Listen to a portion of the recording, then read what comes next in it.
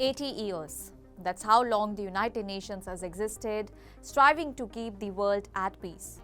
But in recent years, from Russia's invasion of Ukraine to the controversial US action in Venezuela, many are asking, does the UN even have a future? To answer that, we need to look at how it's built and why it sometimes seems powerless. Well, firstly, let us understand about the heart of the UN, that is the Security Council. At the core of the UN's peacekeeping mission is the Security Council. This is where decisions about war, peace and international security are supposed to happen. But here is the rule, that any military action is legal only if approved by the Council or if it's a case of self-defense in response to an armed attack.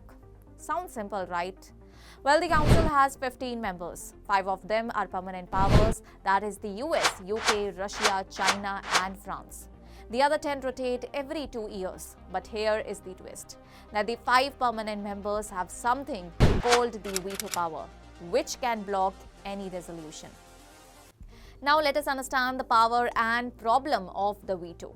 Well, the veto is meant to prevent the UN from acting against the most powerful nations. But it also means that when the P5 disagree, the Council often does nothing, even in the face of clear injustice or aggression. Think about recent history. Conflicts in Ukraine and Venezuela show how the veto can make the UN almost powerless. Even if the rest of the world agrees on action, one P5 member can say no, and that's it. This makes us think about reforming the system.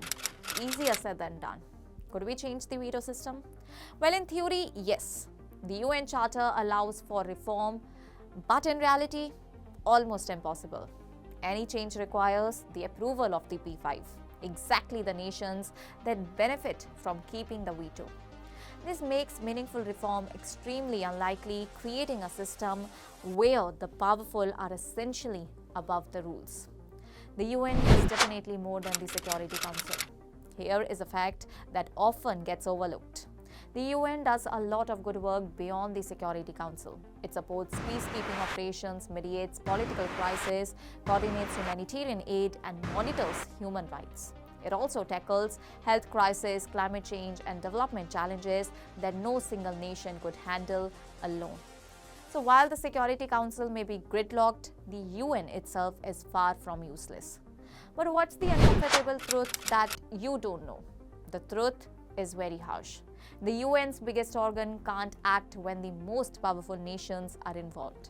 But without the UN at all, the world would be even more unstable. And for now, the UN's role may simply be survival, keeping what works alive and waiting for a time when global cooperation is possible again. We can and should hope for a better system, one that doesn't let the powerful act with impunity.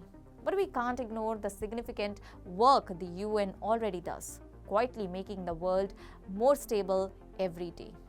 But why does the UN still matter? So here is the takeaway. The UN is flawed, yes. Frustrating at times, definitely. But it also indispensable.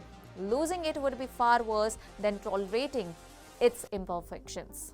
In a world full of conflicts and crises, the UN isn't perfect, but it's a lifeline, and right now, that is something that we can't afford to lose. That's all for now. Stay tuned to the Savera for more updates. Do like, comment, and subscribe to the channel.